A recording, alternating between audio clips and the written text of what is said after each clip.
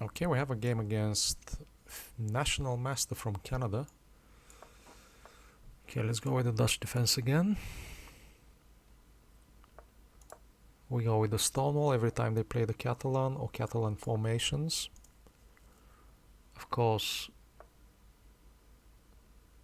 a lot of openings can transpose to a Catalan, so as soon as I see the bishop on g2, that means that I am automatically playing the Stonewall. Okay, we benefit nothing from exchanging the dark square bishop here. We normally do this only if we can inflict damage on the opponent's pawn structure. So now I need to watch out. If I play knight to d7, they play knight to g5, so let's stop that.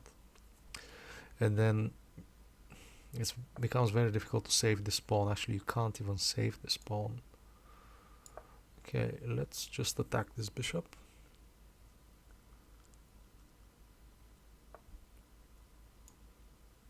Now we can just exchange. Can I do it like this? I don't play knight to d7, he has knight to g6, and then he gets my good bishop on e7. Yeah, that's not a problem. That knight is not doing much on that square.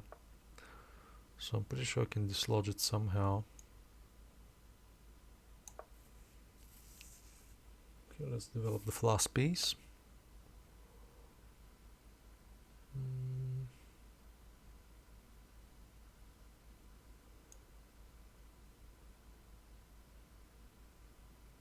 I think I can try knight h7, knight f8. Position is very closed, so the loss of tempo is not so important. Yeah, he wants to play c4. That's absolutely fine. He wasted tempo at c3, so I can let him play c4 without taking any measures against it. So take with the bishop or take with the rook. Let's take with the rook, hoping that we can open the f file at some point. Okay, but now there's this misconception that in the Stonewall that my light square bishop is actually a bad bishop, which really isn't the case when we're playing against the Catalans. So if he wants to exchange his knight for my bishop, he's more than welcome to. Let's see if we can do this. I want to be able to expand myself with c5 at some point. Where to develop the queen? On f6, e8 or e7? Is it threatening to push c5? Probably is. Probably is.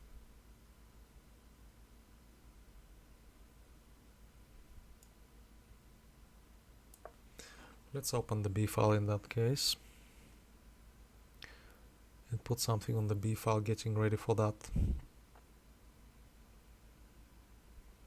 I don't think I'm worse here. I think the position is equal. Now I can probably take...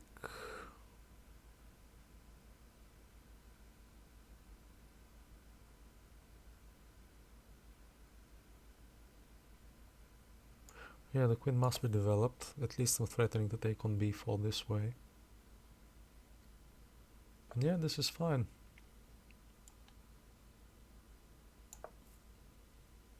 My bishop will come out via c8, a6.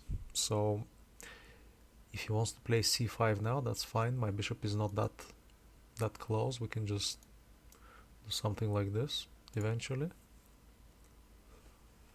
And now we have some threats here, definitely. We definitely have some threats here.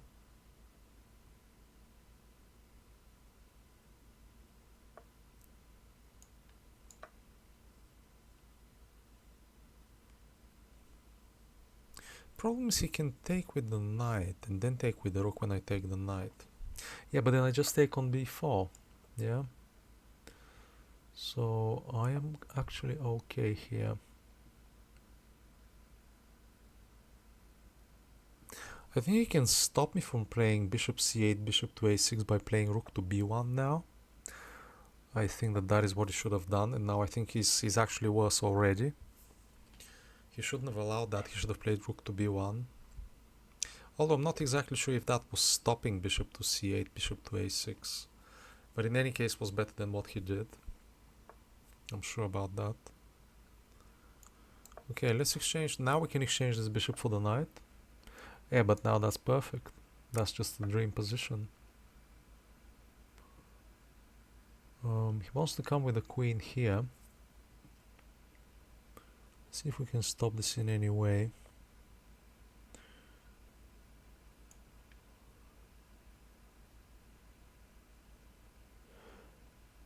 Yeah, I can just play queen to c7 if he goes queen to a4. And we're just getting to double or even treble on the b file here, while having the better bishop in this case. Controlling some really important squares. And it looks like his a pawn is much weaker than mine.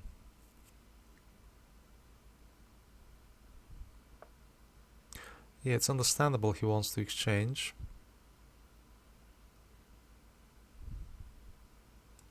But now I will double. I will double eventually. Takes, and then queen to b7. What is he doing then? And his second rank is really weak. And he cannot even play rook to e2, exchanging the rook. Okay, that doesn't do anything. All I need to just double on the second rank and the game is pretty much over, which I think I have the time to do. Because I can even give up this pawn. With potentially with a checkmate threat.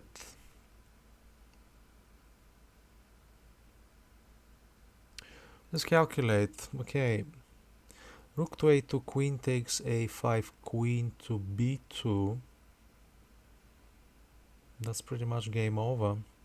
He has a check and then I go to a7, but he doesn't have a check on the light squares, so I think this is looking very good.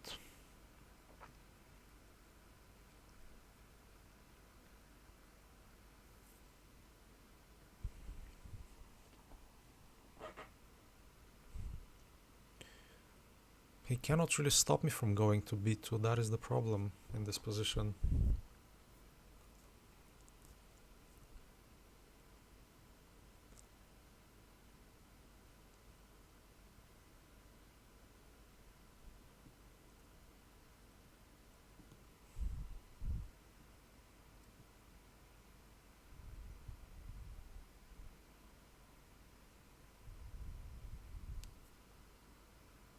Yeah, he's in trouble, definitely. Does he have any desperados? He doesn't even have desperados here. Ah, he can go here, he can go queen to f3. But then he should be still close to losing this, I think.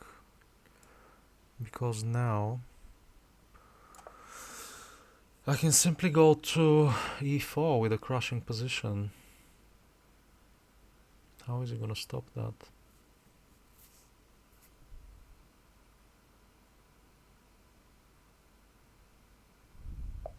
Yeah, he resigns. Excellent game.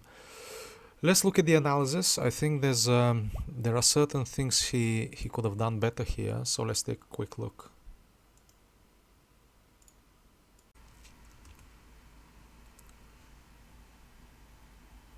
Okay, so here we have a Catalan with knight to h3.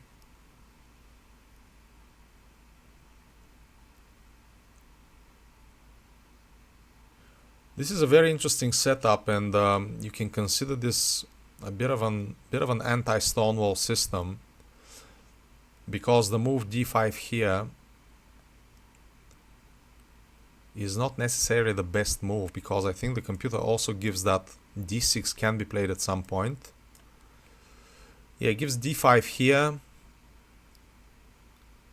but I'm not really sure about that because I haven't played c6. I don't really like allowing them to take on d5 if I haven't played c6.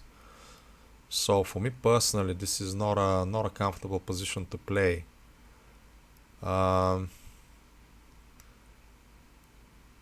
Let's say, yeah, let's castle and see if d6 is actually an option at some later stage, because I'm sure I've seen it before.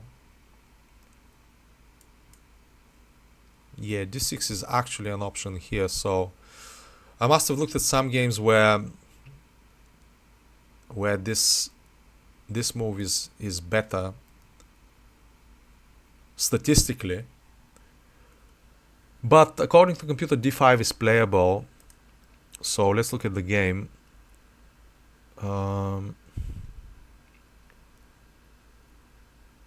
Okay. Developing. Now g5 is the move. Yeah, we're just threatening g4. And that leads to big plus for black. And once again, show me an opening where black can get so much ahead this early in the game.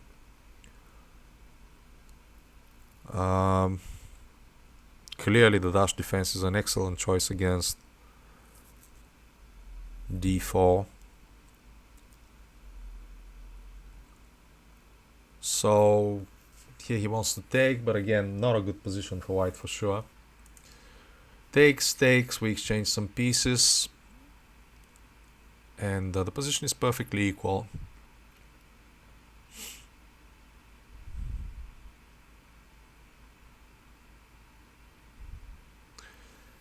Maintaining equality here.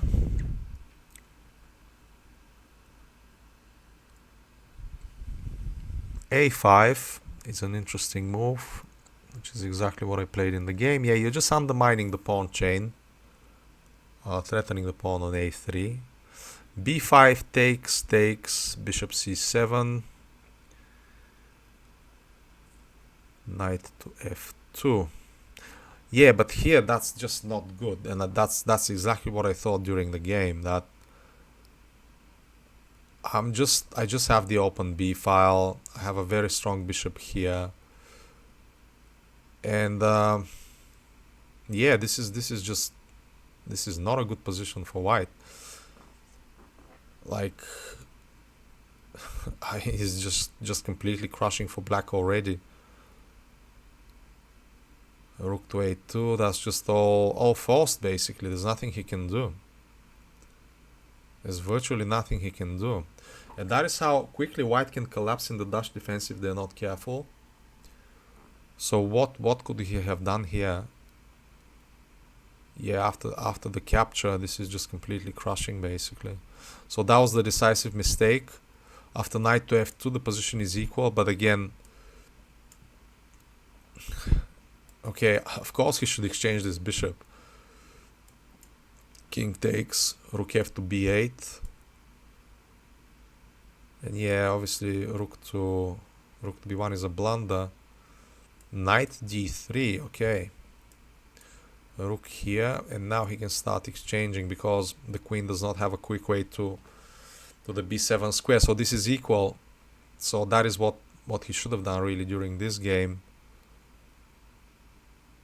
But sometimes playing natural moves